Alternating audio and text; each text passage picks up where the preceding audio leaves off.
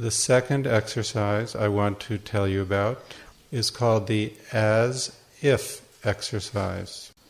You imagine that you are the Overself. You practice self-identification with the Overself. In this exercise, you assume that you are divine, that you have nothing to attain, because you are the one real life. There is no effort necessary, because you are what you seek. You let the efforts drop away. Some teachers give this example.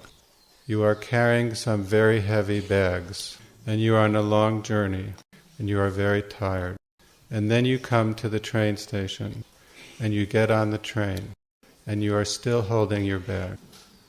In the as-if, we put down the bags, and the train carries it for us, and we have nothing to worry about.